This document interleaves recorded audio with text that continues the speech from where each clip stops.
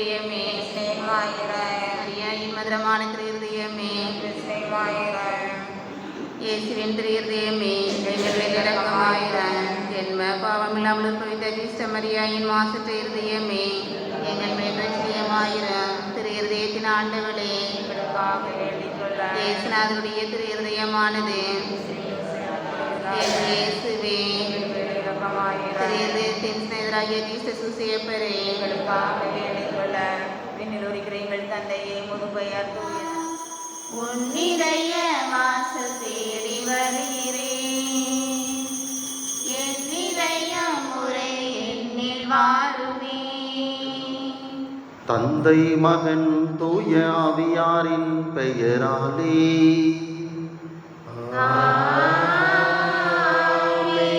நம் ஆண்டவராகிய இயேசு கிறிஸ்துவின் அருளும் கடவுளின் அன்பும் தூய ஆவியாரின் நட்புறவும் உங்கள் அனைவரோடும் இருப்பதாக.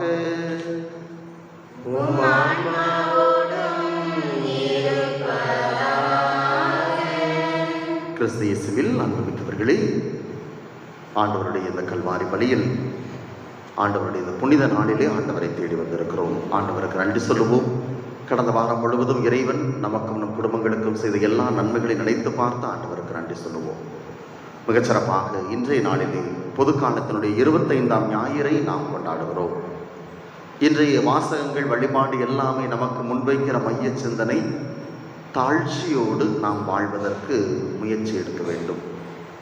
கடவுள் தன்னையே தாழ்த்தி கொண்டார். கடவுளின் மகன் தன்னையே சிலுவையில் தாழ்த்தி கொண்டார். கடவுளின் மகனை பெற்றெடுத்த தாய் நம் அன்னை லூர்து அன்னை தன்னையே முழுமையாக தாழ்த்தி கொண்டார். அவர்கள் வரிசையில் அவர்களை பின்பற்றி வருகிற நாம் இந்த தாழ்ச்சியோடு வாழக்கூடிய ஆற்றலை, அருளை இந்த பலியிலே நாம் சிறப்பாக மன்றாடுவோம்.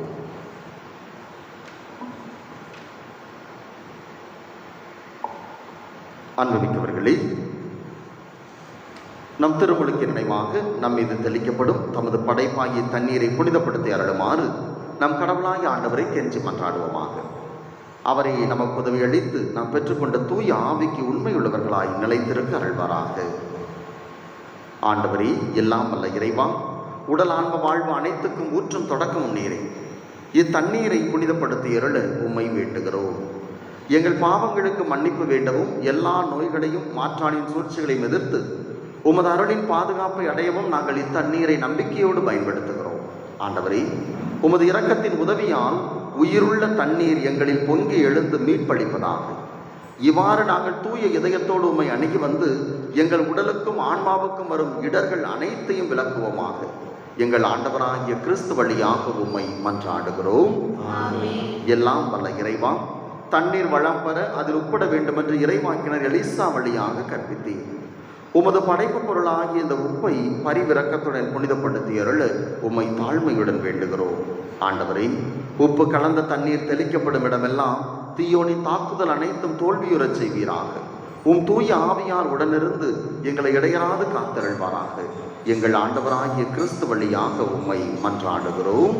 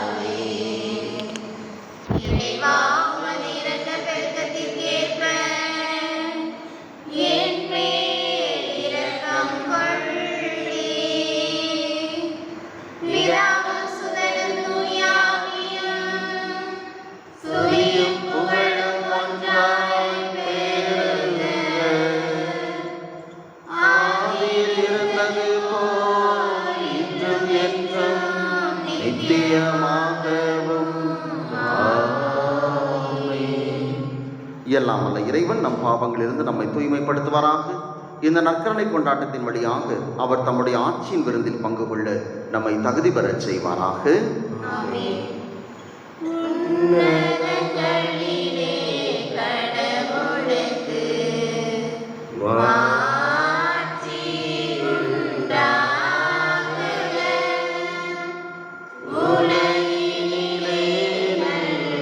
அறத்தோர்க்கு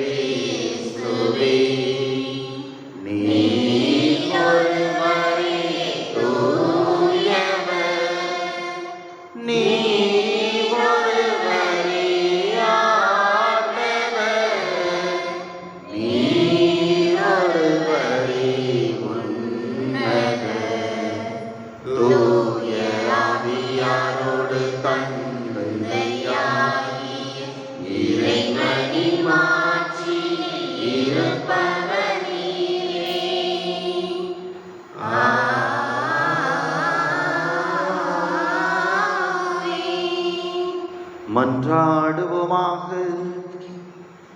இறைவா, உம்மையும் பிறரையும் அன்பு செய்வதில் திருச்சட்டத்தின் எல்லா கட்டளைகளும் அடங்கியிருக்க செய்தீரே. உம் கட்டளைகளை கடைபிடிக்கும் நாங்கள் முடிவில்லா வாழ்வுக்கு வந்து சேரும் தகுதி பெற எங்களுக்கு அருள்வீராக. உம்மோடு தூய ஆவியாரின் ஒன்றைப்பில் என்றென்றும் இறைவனாய் வாழ்ந்து ஆட்சி செய்கின்ற எங்கள் ஆண்டவரும் திருமகனுமாகிய இயேசு கிறிஸ்து வழியாக உம்மை மன்றாடுகின்றோ.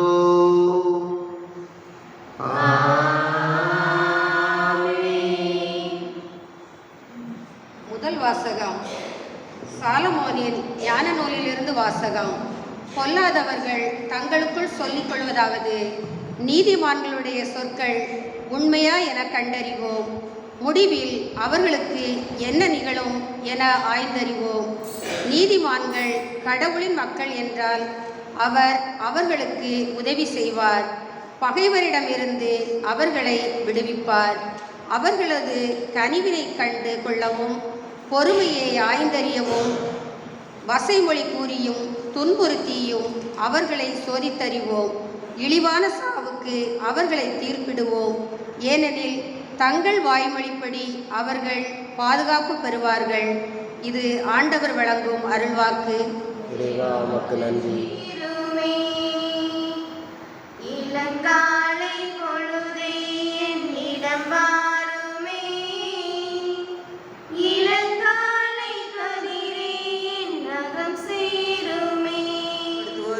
அமைதி எனும் விதையிலிருந்து நீதி எனும் கனி விளைகிறது. திருத்தூதர் யாக்கோபு எழுதிய திருமுகத்திலிருந்து வாசகம். அதிகாரம் 3 வசனங்கள் 16 4ஆம் அதிகாரம் வசனங்கள் 3. அன்புக்குரியவர்களே, பொறாமையும் கட்சி மனப்பான்மையும் உள்ள இடத்தில் குழப்பமும் எல்லா கொடுஞ்செயல்களும் நடக்கும். விண்ணிலிருந்து வரும் ஞானத்தின் தலையாய பண்பு அதன் தூய்மையாகும். மேலும் அது அமைதியை நாடும், பொறுமை கொள்ளும், இணங்கி போகும் தன்மையுடையது, இரக்கமும் நற்செயல்களும் நிறைந்தது, நடுநிலை தவறாதது, வெளிவேடமற்றது. அமைதி ஏற்படுத்துவோர் விளைத்த அமைதி என்னும் விதையிலிருந்து நீதி என்னும் கனி விளைகிறது. உங்களிடையே சண்டை சச்சரவுகள் ஏற்பட காரணம் என்ன? உங்களுக்குள்ளே போராடி கொண்டிருக்கும் சிற்றின்ப நாட்டங்கள் அல்லவா? நீங்கள் ஆசைப்படுவது கிடைக்காததால் கொலை செய்கிறீர்கள், பேராசை கொள்கிறீர்கள். அதை பெற முடியாததால் சண்டை சச்சரவுகளை உண்டாக்குகிறீர்கள். அதை நீங்கள் ஏன் பெற முடிவதில்லை? நீங்கள் கடவுளிடம் கேட்பதில்லை. நீங்கள் கேட்டாலும் ஏன் அடைவதில்லை? ஏனெனில் நீங்கள் தீய எண்ணத்தோடு கேட்கிறீர்கள், சிற்றின்ப நாட்டங்களை நிறைவேற்றவே கேட்கிறீர்கள். இது ஆண்டவர் வழங்கும் அருள்வாக்கு. இறைவா உமக்கு நன்றி.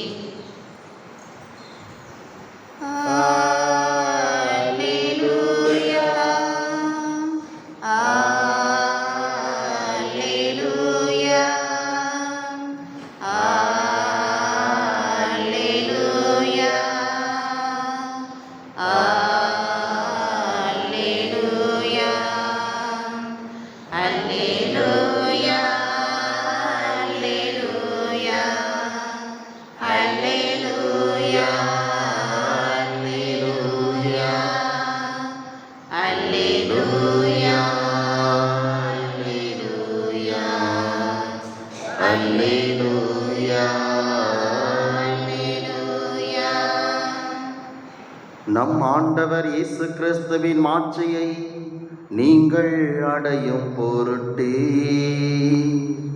நாங்கள் அறிவித்த நற்செய்தியின் வழியாக அவர் உங்களை அழைத்தார். அல்லேலூயா, அல்லேலூயா, அல்லேலூயா, அல்லேலூயா, அல்லேலூயா. ஆண்டவர் உங்களோடு இருப்பாராக.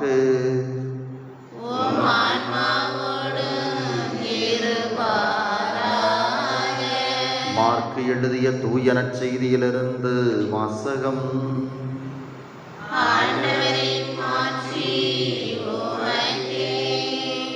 மார்க்கு நற்செய்தி அதிகாரம் 9 இறை வார்த்தைகள் 30 முதல் 37 முடிய. அதிகாரம் 9 இறை வார்த்தைகள் 30 முதல் 37 முடிய. அக்காலத்தில் இயேசுவும் அவருடைய சீடர்களும் புறப்பட்டு கலிலேயா வழியாக சென்றார்கள். அது யாருக்கும் தெரியக்கூடாது என்று இயேசு விரும்பினார். ஏனெனில் மானிட மகன் மக்களின் கையில் ஒப்புவிக்கப்பட இருக்கிறார். அவர்கள் அவரை கொலை செய்வார்கள். கொல்லப்பட்ட 3 நாட்களுக்கு பின் அவர் உயிர் தழுவார் என்று அவர் தம் சீடருக்கு கற்பித்துக் கொண்டிருந்தார். அவர் சொன்னது அவர்களுக்கு விளங்கவில்லை. அவரிடம் விளக்கம் கேட்கவும் அவர்கள் அஞ்சினார்கள். அவர்கள் கப்பர்நகமுக்கு வந்தார்கள். அவர்கள் வீட்டில் இருந்த பொழுது இயேசு, வழியில் நீங்கள் எதை பற்றி வாதாடி கொண்டிருந்தீர்கள் என்று அவர்களிடம் கேட்டார். அவர்கள் பேசாதிருந்தார்கள். ஏனெனில் தங்களுக்குள் யார் பெரியவர் என்பதை பற்றி வழியில் ஒருவரோடு ஒருவர் வாதாடி கொண்டு வந்தார்கள். அப்பொழுது அவர் அமர்ந்து 12 கூப்பிட்டு அவர்களிடம், ஒருவர் முதல்வராக இருக்க விரும்பினால் அவர் அனைவரிலும் கடைசியானவராகவும் அனைவருக்கும் தொண்டராகவும் இருக்கட்டும் என்றார். பிறகு அவர் ஒரு சிறு பிள்ளையை எடுத்து அவர்கள் நடுவே நிறுத்தி அதை அரவணைத்துக் கொண்டு, இத்தகைய சிறு பிள்ளைகளுள் ஒன்றை என் பெயரால் ஏற்றுக்கொள்பவர் எவரும் என்னையே ஏற்றுக்கொள்கிறார். என்னை ஏற்றுக்கொள்பவர் என்னை மட்டுமல்ல, என்னை அனுப்பியவரையே ஏற்றுக்கொள்கிறார் என்றார். ஆண்டவரின் அருள்வாக்கு. அன்புக்குரியவர்களே, நல்லா இருக்கீங்களா? சிறப்பு. நேற்று எல்லாருமே வந்திருந்தீங்க. உண்மையிலேயே மகிழ்ச்சி. மிக சிறப்பாக நம்முடைய திருயாத்திரையை நவநாளை நீங்கள் சிறப்பித்தீர்கள். மிகச்சிறப்பு. அன்புக்குரியவர்களே, ஒரு சில காரியங்கள் நாம் தொடர்ந்து வளர்ந்து கொண்டே இருக்க வேண்டும். குறிப்பாக ஆன்மீக செயல்பாடுகள், வழிபாடுகள், நம்முடைய கடவுளோடு இருக்கிற நம்ம உறவு, இது எல்லாத்திலையும் அதிகமாக வளர வேண்டும். நான் எதெல்லாம் ஒவ்வொரு நேரம் பார்க்கிறேனோ அதெல்லாம் சொல்ல சொல்ல நாம் ஒவ்வொன்றாக நம்முடைய வாழ்வுக்கு, குறிப்பாக ஆன்மீக வாழ்வுக்கு செழுமை சேர்க்கக்கூடியதை நாம் தொடர்ந்து செய்ய வேண்டும். இன்றைக்கு ஒரு 2 விஷயம் சொல்லிட்டு இன்றைய அருளுரைக்குள்ளே போகலான்னு நினச்சேன். ஒரு காரியம், நாம் வாழ்கிற இந்த ஊர் நாம் மட்டும் வாழக்கூடியது கிடையாது. எல்லா மக்களோடும் இணைந்து வாழ்ந்து கொண்டிருக்கிறோம். இந்து சகோதரர்கள் வாழ்கிறார்கள், நம்மை விட்டு பிரிந்து சென்ற பிரிவினை சகோதரர்கள் வாழ்ந்து கொண்டிருக்கிறார்கள், நாம் வாழ்ந்து கொண்டிருக்கிறோம். அப்போ நாம் செய்கிற எல்லா செயல்பாடுகளுமே எல்லாருமே பார்த்து கொண்டிருக்கிறார்கள். குறிப்பாக நம்முடைய பிரிவினை சகோதரர்கள், நீங்கள் கண்டிப்பாக எல்லாரையுமே பார்த்துருப்பீங்க. கோயிலுக்கு போகிறப்ப கையில் விவிலியம் இல்லாமல் யாராவது போகிறத பார்த்துருக்கீங்களா? யாராவது ஒருத்தரையாவது விவிலியம் இல்லாமல் போகிறத பார்த்துருக்கீங்களா? கண்டிப்பாக நீங்கள் பார்க்கவே முடியாது. கையில் 2 வச்சுருப்பாங்க, ஒரு விவிலியம், ஒரு பாடல் புத்தகம். இந்த 2 இல்லாமல் அவங்க கோயிலுக்கு போகவே மாட்டாங்க. அப்போ அவங்க நம்ம கோயிலுக்கு வர்றதை பார்த்தாங்கன்னா, பார்க்குறப்ப அவங்க என்ன நினைப்பாங்கன்னு நினைக்கிறீங்க? அவங்க கோயிலுக்கு தான் போகிறாங்களா, இல்லை எங்கேயோ ஃபங்க்ஷனுக்கு போகிறாங்களா நினைப்பாங்கன்னு நினைக்க மாட்டாங்களா? ஒரு தடவை நான் மதுரைக்கு என்னுடைய இந்த இளைஞர் பணிக்காக ஏதோ ஒரு கூட்டத்துக்கு போய்கிட்டு இருக்கிறேன். பேருந்தில் ஏறி உட்காந்துட்டேன். சரி, போகும்போது ஒரு ஜெபமாலை சொல்லிட்டு போவோமே அப்படின்ட்டு ஜெபமாலையை வெளியிலே எடுக்கலை. மடியில் பேக் வச்சுருக்கேன், பேக்குக்குள்ளே வச்சு நான் உள்ள ஜெபமாலை சொல்லிக்கிட்டு இருக்கேன். அடுத்த நிறுத்தத்தில் ஒருத்தர் ஏறினார். நல்லா ஆள், ஏதோ ஒரு அலுவலகத்துக்கு போகிறவர், ஒரு 45-50 வயது இருக்கும். உட்கார்ந்த உடனே வேகமாக பேக்கிலேருந்து ஒரு பைபிள் எடுத்தார், தூக்கி வச்சு வாசிக்க ஆரம்பிச்சிட்டார். யாராக இருக்கும்? கண்டிப்பாக கத்தோலிக்கர் கிடையாது. அது 100% உறுதியாக நம்மளால சொல்ல முடியும். எனக்கு உண்மையிலே வெட்கமாக இருந்துச்சு. நான் ஒரு குருவானவர், ஒரு ஜெபமாலை பொதுவில் சொல்கிறதுக்கே நான் வெட்கப்படுறேன், மற்றவங்க பார்ப்பாங்களோ அப்படின்ட்டு. ஆனால் அவங்க யாரை பற்றியும் இது பண்ண கிடையாது. நான் நம்புகிற கடவுள், நான் வழிபடுகிற கடவுள், அவருடைய வார்த்தையை நான் வாசிக்கிறதுக்கு, தூக்கிறதுக்கு நான் வெட்கப்பட போகிறதே கிடையாது அப்படிங்கிறதுல ரொம்ப தெளிவாக இருக்கிறார். ஆனால் நம்ம தான் ரொம்ப வெட்கப்படுறோம்.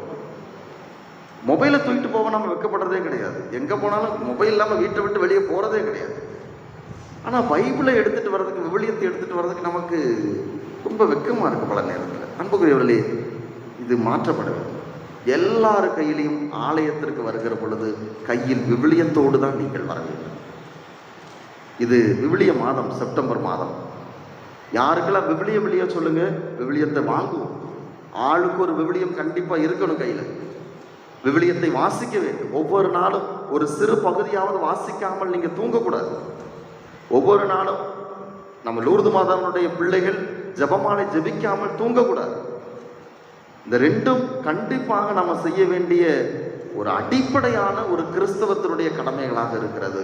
அதனால் நான் வர்ற வழியில் நம்ம வீடுகளுக்கு வரும்போது பார்ப்பேன், வீடு சந்திக்க வர்றப்ப எல்லாருக்கும் கையில் ஆளுக்கு ஒரு விவிலியம் இருக்கணும். இங்கே திருப்பலிக்கு வரும்போது விவிலியத்தோடு தான் நீங்கள் வரணும். அந்த முறையை நாம் பின்பற்ற பயிற்சி எடுப்போம். 2வது காரியம், நம்ம திருப்பலியில் ஒவ்வொரு நாளுமே வாசகங்கள் கொடுக்கப்பட்டிருக்கிறது. இந்த வாசகங்கள் எல்லாமே சும்மா ஏதோ ரேண்டமாக ஏதாவது எடுத்து வாசிக்கணும்ட்டு திருச்சபை கொடுக்குறோம். நமக்கு கண்டிப்பாக தெரிஞ்சிருக்கும். மொத்தம் எத்தனை ஆண்டுகள் இருக்குது விவிலியத்தில்? நம்முடைய வழிபாட்டில் எத்தனை ஆண்டுகள்? 3 ஆண்டுகள். சரியா? 3 ஆண்டுகள் விவிலியத்தில் இருக்கிறது. ஞாயிற்றுக்கிழமைகளுக்கு 3 ஆண்டுகளும், வார நாட்களுக்கு 2 ஆண்டுகளும் திருச்சபை கொடுத்திருக்கிறது. இப்போ எந்த ஆண்டு நடந்துகிட்டு இருக்குது? பொதுக்காலம் தான். எல்லாம் பொதுக்காலம் தான். பொதுக்காலத்தில் எந்த ஆண்டு நடந்துகிட்டு இருக்குது? 2ஆம் ஆண்டு நடந்துகிட்டு இருக்குது. இது எதுக்கு பிரித்து கொடுத்துருக்குன்னா, இந்த 3 ஆண்டுகளும் ரெகுலராக நாம் வாசகங்களை வாசிக்கிறப்ப, இந்த 3 ஆண்டுகள் முடிகிறப்ப முழு விவிலியத்தை நாம் வாசித்து முடித்து விடலாம். அந்த அடிப்படையில் தான் நமக்கு ஒவ்வொரு நாளுமே திருப்பலிக்கு வாசகங்களை திருச்சபை பிரித்து கொடுத்திருக்கிறது. அது மட்டும் கிடையாது, ஒவ்வொரு நாளும் வாசகமே ஒரு வாசகம், ஒரு திருப்பாடல், நற்செய்தி. ஞாயிற்றுக்கிழமைன்னா ஒரு வாசகம், ஒரு திருப்பாடல், 2ஆம் வாசகம், நற்செய்தி எல்லாம் கொடுத்துருக்கு. அப்போ இது எல்லாமே ஏதோ ஒரு வகையில் ஒன்னோடு ஒன்று இது தொடர்போடு இருக்கிறது. That is connected to other gospel, other readings. அப்போது எல்லாத்தையும் சேர்த்து தான் நாம் அன்றைய மைய சிந்தனையாக திருச்சபை நமக்கு கொடுக்கிறது. அப்போ என்ன செய்யணும்? இனிமேல் இந்த 11 பாடல் அப்படிங்கிறது என்ன 11 பாடல் கொடுக்கப்பட்டிருக்கோ அதைத்தான் பாடணும். நாம் தெரிஞ்ச பாட்டு நினச்ச பாட்டுலாம் பாடக்கூடாது. குறிப்பாக ஞாயிற்றுக்கிழமையில் நமக்கு 11 பாடல் ஒன்று கொடுத்துருக்கு. பாடகர் குழுவோ யாரோ ஒருவர் அதை பாட முடிஞ்சால் அதை அப்படியே பாடலாம். இல்லை அது தொடர்பான அதே போல் ஒரு சில பாடல்கள் நமக்கு கொடுக்கப்பட்டிருக்கும். அந்த பாடல்கள் இருந்தால் அந்த பாடல்களை எடுத்து பாடலாம். அப்போ எல்லாமே ஒன்றோடொன்று இணைக்கப்பட்ட ஒரு இறை வார்த்தையாக நமக்கு தரப்படும். அதனால் இது ரெண்டையுமே நாம் தொடர்ந்து பயிற்சி எடுக்க முயற்சி எடுப்போம். அன்புக்குரியவர்களே, இன்றைக்கு நமக்கான மைய சிந்தனை நான் ஏற்கனவே முன்னுரையில் சொன்னது போல தாழ்ச்சியை முன்வைக்கிறது. இந்த கடவுள் என்ன சொல்கிறார்? குழந்தையைப் போல நீ உன்னை தாழ்த்தி கொள்கிற பொழுது நீ உயர்த்தப்படுவாய். நம்முடைய திருச்சபை எடுத்துக்கொண்டாலும் சரி, இந்த உலகத்தை எடுத்துக்கொண்டாலும் சரி, யார் தன்னை தாழ்த்தி கொள்கிறார்களோ அவர்களை கடவுள் மேன்மேலும் உயர்த்தி கொண்டே செல்கிறார். அதை இயல்பாகவே நம்மால் பார்க்க முடியும். நம்முடைய திருத்தந்தை பிரான்சிஸ் ஒவ்வொரு புதன்கிழமையுமே மக்கள் எல்லாருக்குமே 12 மணிக்கு, மதியம் 12 மணிக்கு ஒரு நண்பகல் ஜெபம் நடத்துவார். நடத்திவிட்டு ஆசிரியர் கொடுப்பார்.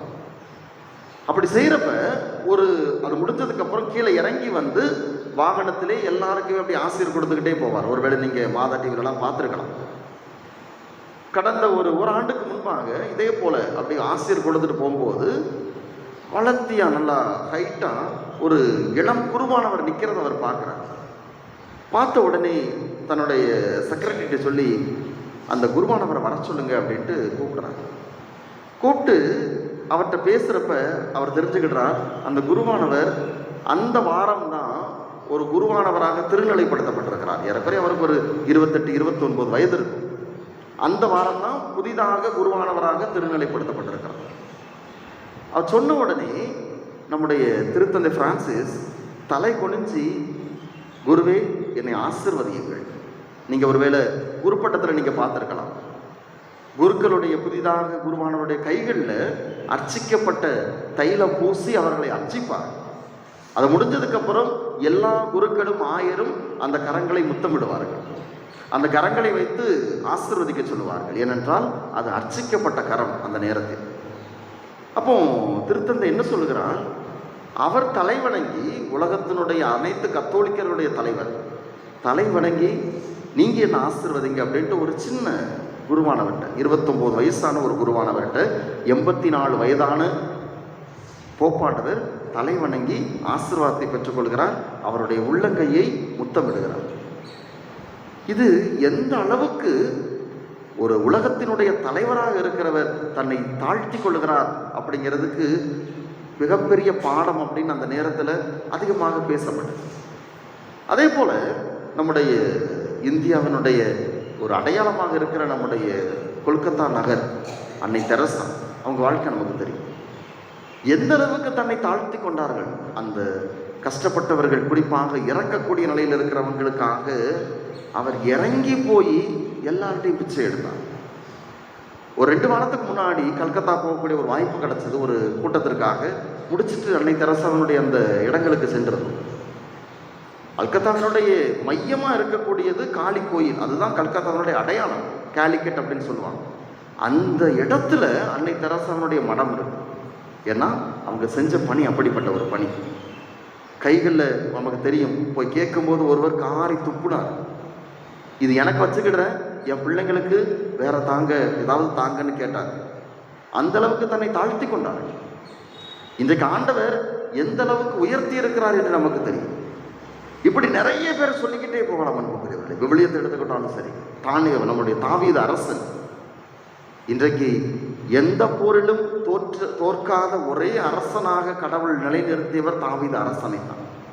கடவுள் முன்னால் கடவுளுக்குரிய ஒரு பிரியமான ஒரு அரசனாக இருந்தவன் தாவீது அரசன். தாவீதனுடைய பரம்பரையில் தான், தலைமுறையில் தான் இயேசுவே வருகிறார். ஆனால் அந்த தாவீது தன்னை அப்படி தாழ்த்தி கொள்கிறார். கோலியாத்தை போய் நிற்கும் போது, நீ வாள்களோடும் தடிகளோடும் வந்திருக்கிறாய், நான் என் ஆண்டவர் பெயரால் வந்திருக்கிறேன் என்று அவனை வீழ்த்துகிறார். நற்கரணை பேழை அந்த நாளத்தில் இருந்த உடன்படிக்கை பேழையை தூக்கிட்டு போறப்ப, இப்ப நம்ம நற்கரணை பேழை வைத்திருப்பது போல கடவுளின் பிரசன்னத்தை தூக்கிட்டு போறப்ப ஒரு அரசனாக இருக்கிறவர் முன்ன போய் டான்ஸ் ஆடுறார், ஆடி பாடி ஆண்டவரை துதிக்கிறார். அவன் மனைவி சொல்றா, அரசி சொல்றா, உனக்கு பைத்தியம் பிடிச்சிட்டான், நீ ஒரு அரசன். யோசித்து பாருங்களேன், நம்ம நற்கரணை பவனி போறோம், பங்குச்சாமியார் முன்னாடி நின்று டான்ஸ் ஆடிக்கிட்டு கை தட்டிக்கிட்டு போனார்னா நமக்கு எப்படி இருக்கும்? சின்ன பிள்ளை மாதிரி செஞ்சுக்கிட்டு இருக்காரு அப்படின்னு. ஆனால் தாவீது அரசன் செய்கிறான். கேட்குறப்ப சொல்கிறான், நான் எவ்வளோ பெரிய அரசனாக இருக்கலாம், ஆனால் என் ஆண்டவருக்கு முன்னால் நான் சின்ன குழந்தை, என் ஆண்டவருக்கு முன்னால் நான் எப்போதும் சிறு பிள்ளை தான்.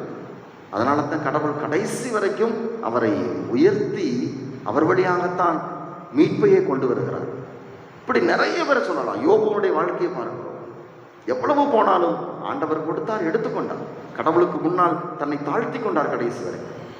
நம் தாய் மரியாள் நான் ஆண்டவரின் அடிமை என்று தாழ்த்தி கொண்டார். இன்னைக்கு விண்ணக மன்னக அரசியாக வீற்றிருக்கிறார். ஆக இன்றைக்கு விவிலியம் வாசகங்கள் தருகிற பாடம் அதுதான். இயேசுவை பின்தொடர்கிற சீடர்கள் தங்களுக்குள் யார் பெரியவன் சண்டை போட்டுக்கிட்டு இருக்காங்க. இன்றைக்கு 2ஆம் வாசகத்திலையும் பார்க்கிறோம், யாக்கோபு தான் சொல்றார், உங்களுக்குள் சண்டை சச்சரவு எல்லாத்துக்கும் காரணம் யார் பெரியவன், அந்த ஈகோ, நான் தான் அப்படிங்கிற எண்ணம். இன்னைக்கு எல்லா ஊர்லையுமே பிரச்சனைகள் 2 பிரிவாக நிற்கிறது. காரணம் என்ன? இதுதான், நான் தான் பெரியவன், நான் சொல்கிறது தான் கேட்கணும், நான் தான் முன்ன நிற்பேன். ஆக இன்றைக்கு அப்படிப்பட்ட மனநிலையில் இருக்கிறோம் என்றால் இன்றைக்கு ஆண்டவர் நம்மிடத்தில் கேட்பது, உன்னை தாழ்த்திக்கொள்.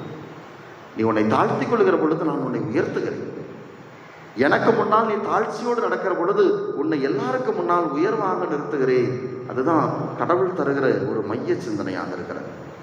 நம்ம மத்தியில் நாம் அந்த ஈகோவோடு இருக்கிறோம்னா, நான் தான் பெரியவன், நான் தான் என்னை விட்ட யாரும் கிடையாது, நான் இல்லைன்னா எதுவுமே நடக்காது. யோசித்து பார்ப்போமே, யார் இல்லாட்டாலும் இந்த உலகம் இயங்கி கொண்டு தான் இருக்கும். யார் இருந்தாலும் இல்லாட்டாலும் எல்லாமே நடந்து கொண்டு தான் இருக்கும். பல நேரத்தில் நாம் நினச்சிக்கிடுறோம், மைண்டை செட் பண்ணிக்கிறோம், நான் இல்லைன்னா இது எதுவுமே நடக்காது, நான் இல்லைன்னா கோயிலில் ஒன்றும் நடக்காது, நான் இல்லைன்னா இந்த வீட்டில் ஒன்றும் நடக்காது, நான் இல்லைன்னா இந்த தெருவில் எதுவும் நடக்காது. இப்படிப்பட்ட ஒரு எண்ணத்தை நாம் வளர்த்துக்கிட்டு நான் தான் வாழ்ந்துக்கிட்டே இருக்கிறோம். கடவுள் ரொம்ப தெளிவாக சொல்கிறார், இந்த நான் அப்படிங்கிறத அழித்தால் மட்டும்தான் நாம் ஞானத்தை பெற்றுக்கொள்ள முடியும், மீட்பை பெற்றுக்கொள்ள முடியும். இந்த ஆண்டவர் அவமானத்தின் சின்னமான சிலுவையை ஏற்று தன்னை தாழ்த்தி கொண்டார். அதனால் தான் இன்றைக்கு நமக்கு மீட்பு. எனவே ஆண்டவர் இன்றைக்கு தருகிற இந்த செய்தி உள்வாங்க முயற்சி எடுப்போம்.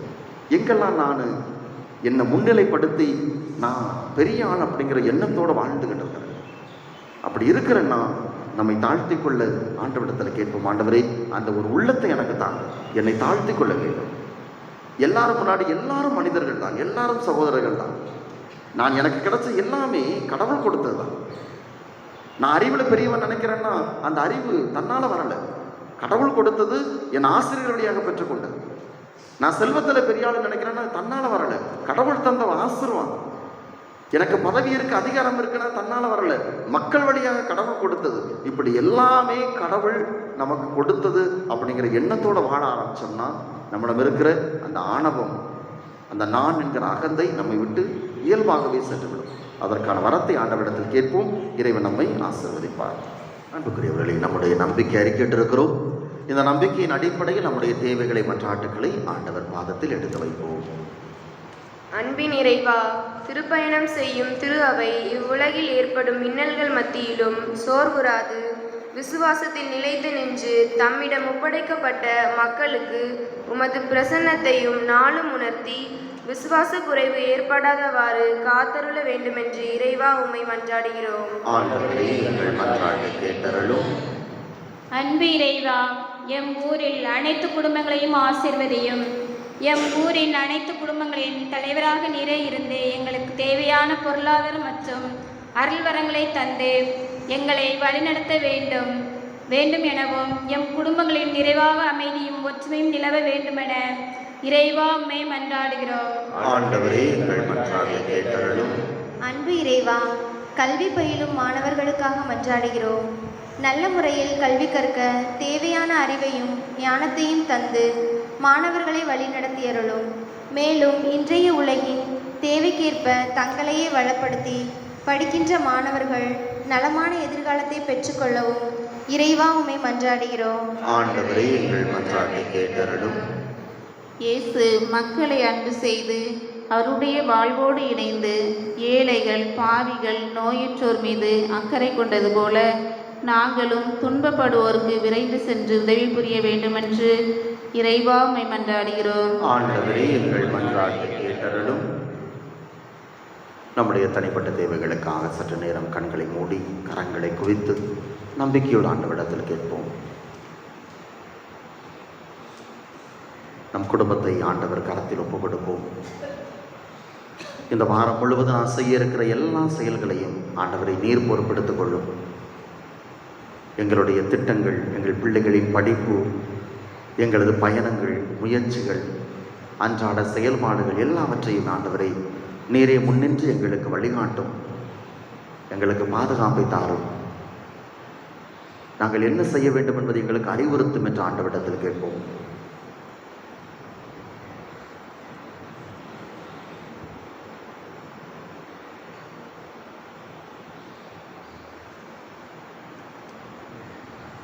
இந்த மன்றாட்டுக்களை எல்லாம் எங்கள் ஆண்டவராகிய கிறிஸ்து வழியாக உம்மை நோக்கி மன்றாடுகிறோம். இவர்களை நாம் அனைவரும் இணைந்து ஒப்புக் கொடுக்கும் இப்பலி எல்லாம் வல்ல தந்தையாகிய இறைவனுக்கு ஏற்றதாகும்படி மன்றாடுங்கள்.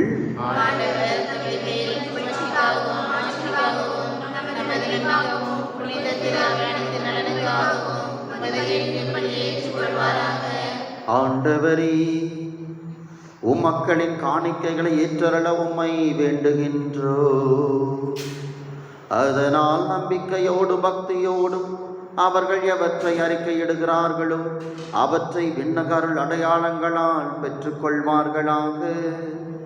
எங்கள் ஆண்டவராகிய கிறிஸ்து வழியாக உம்மை மன்றாடுகின்றோ.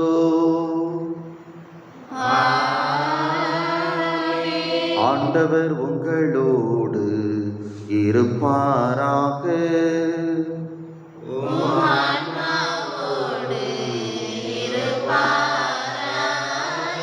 இதயங்களை மேலே எழுப்புங்கள்.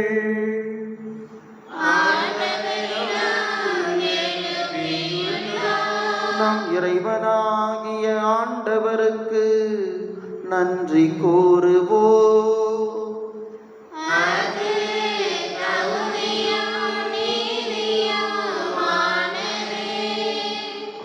ஆண்டவரே, தூயவரான தந்தையே, என்றுமுள்ள எல்லாம் வல்ல இறைவா, எங்கள் ஆண்டவராகிய கிறிஸ்து வழியாக எந்நாளும் எவ்விடத்திலும் நாங்கள் உமக்கு நன்றி செலுத்துவது மெய்யாகவே தகுதியும் நீதியுமாகும். எங்கள் கடமையும் மீட்புக்குரிய செயலுமாகும். தவறிழைத்த எங்கள் மீது கிறிஸ்து இரக்கம் கொண்டு கன்னிமரியாவிடமிருந்து பிறக்க திருவுளமானார். சிலுவையில் பாடுபட்டு முடிவில்லா சாவிலிருந்து எங்களை விடுவித்தார். இறந்தோரிடமிருந்து உயிர்த்தெழுந்து நிலை வாழ்வை எங்களுக்கு அருளினார். ஆகவே வானதூதர் முதன்மை வானதூதரோடும் அரியணையில் அமர்வோர் தலைமை தாங்குவாரோடும் வான்படைகளின் அணிகள் அனைத்தோடும் சேர்ந்து நாங்கள் உமது மாட்சியை புகழ்ந்துரைத்து முடிவின்றி பாடுவதாவது.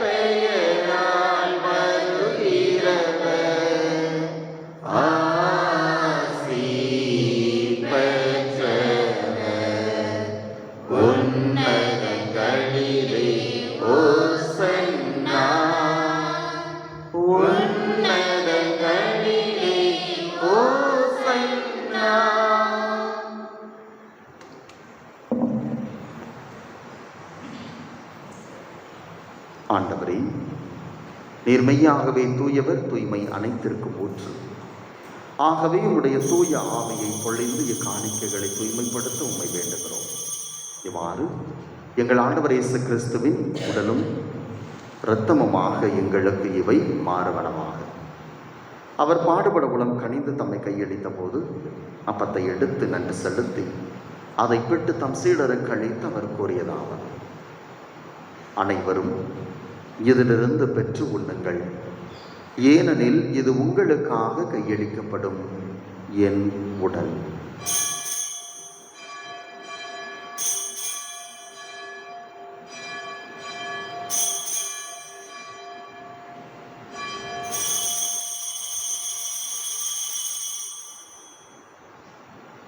அவனமே இரவு விருந்தை அருந்திய பின் கிண்ணத்தை எடுத்து மீண்டும் உமக்கு நன்றி செலுத்தி தம் சீடர்களுக்கு அளித்து அவர் கூறியதாவது: அனைவரும் இதிலிருந்து பெற்று பருகுங்கள், ஏனெனில் இது புதிய நிலையான உடன்படிக்கைக்குரிய என் இரத்தத்தின் கிண்ணம். இது பாவ மன்னிப்புக்கென்று உங்களுக்காகவும் பலருக்காகவும் சிந்தப்படும். இதை என் நினைவாக செய்யுங்கள்.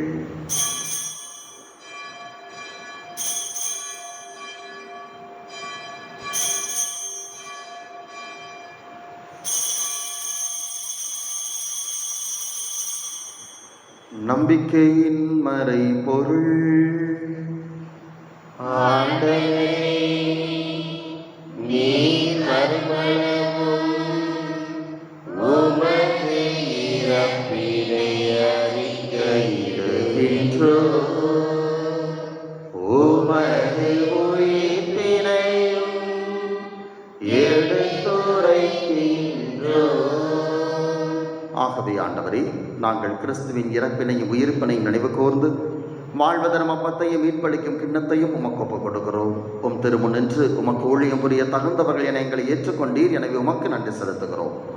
மேலும் கிறிஸ்துவின் உடலிலும் இரத்தத்திலும் பங்கு கொள்ளும் எங்களை தூய ஆவியார் ஒன்று சேர்க்க வேண்டுமென உம்மை தாழ்மையுடன் மன்றாடுகிறோம்.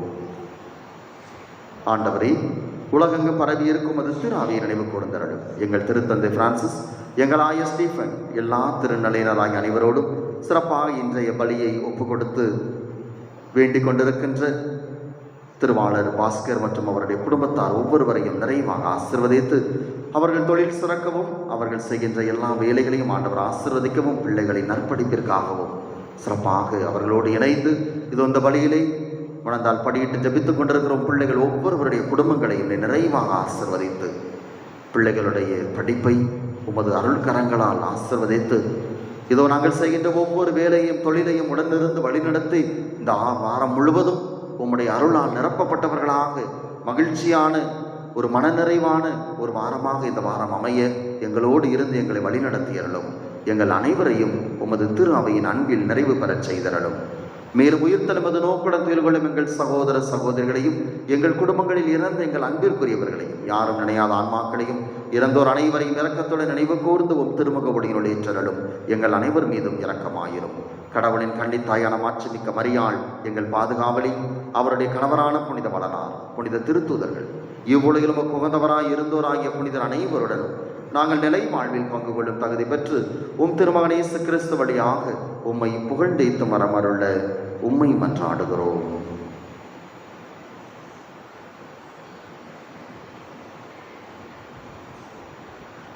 இவர் வழியாக இவரோடு இவரில் எல்லாம் வல்ல இறைவனாகிய தந்தையே, தூய ஆவியாரின் ஒன்றிப்பில் எல்லா புகழும் ஆட்சியும் என்றென்றும் உமக்கு உரியதே.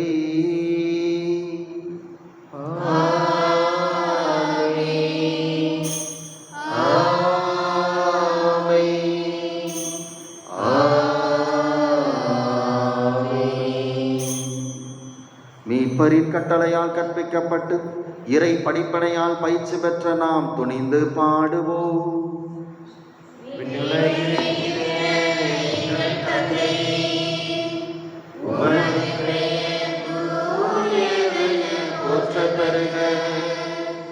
உமது ஆட்சி வருக, உமது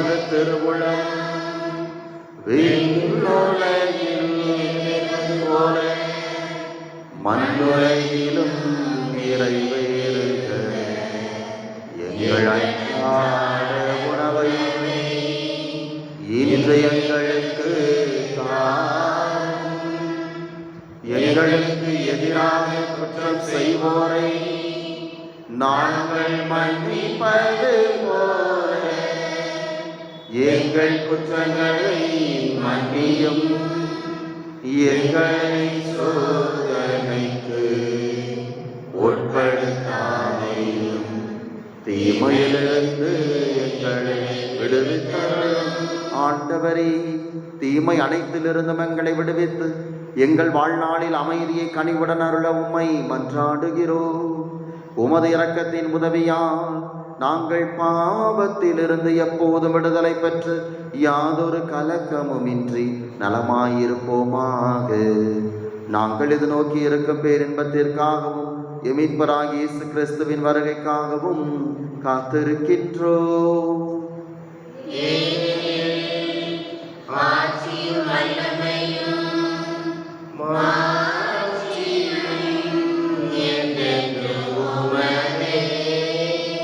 ஆண்டவராகிய இயேசு கிறிஸ்துவே, அமைதி உங்களுக்கு விட்டு செல்கிறேன், என் அமைதியை உங்களுக்கு அளிக்கிறேன் என்று திருத்தூதர்களுக்கு மொழிந்தீரே. எங்கள் பாவங்களை பாராமல் உமது திருவை மீது கொண்டிருக்கின்ற நம்பிக்கையை கண்ணோக்கி உமது திருவுளத்திற்கு ஏற்ப அதற்கு அமைதியை ஒற்றுமையும் அளித்தருள்வீராக. என்றென்றும் வாழ்ந்து ஆட்சி செய்கின்றவர் நீரே. ஆண்டவருடைய அமைதி உங்களோடு என்றும் இருப்பதாக.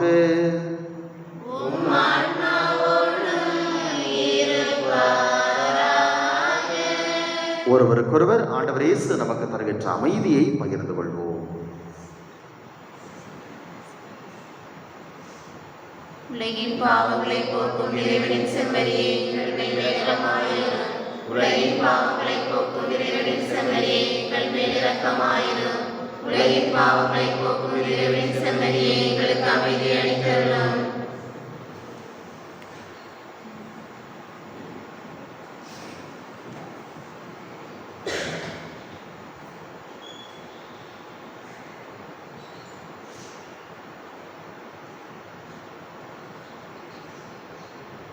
இதோ இறைவனின் செம்மறி உலகின் பாவங்களை போக்குகிறது. தன்னையே சிலுவையில் தாழ்த்தி கொண்டு நமக்கு வாழ்ந்து காட்டியவர். இந்த செம்மறியின் விருந்திற்கு அழைக்கப்பட்ட நாம் பேறு பெற்றோர்.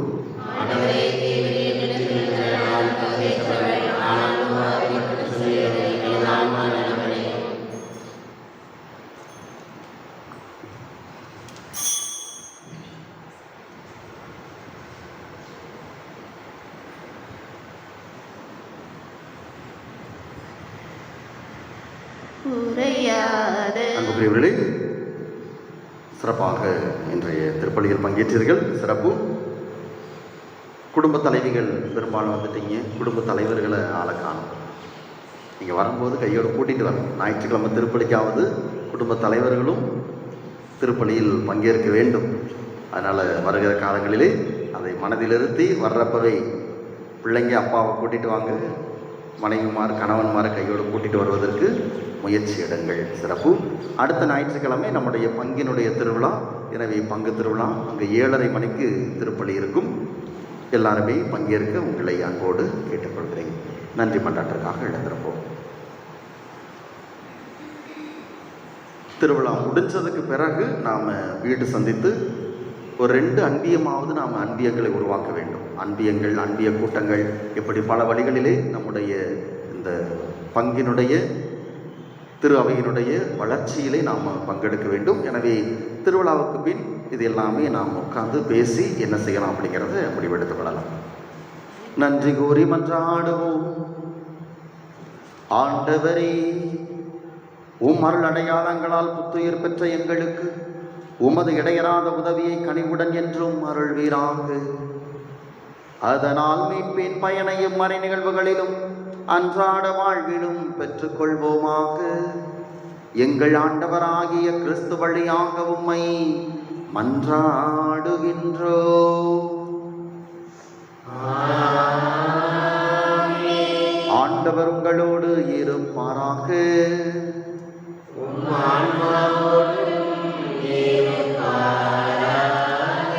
எல்லாம் வல்ல இறைவன் தந்தை, மகன், தூய ஆவியார் உங்களை ஆசீர்வதிப்பாராக.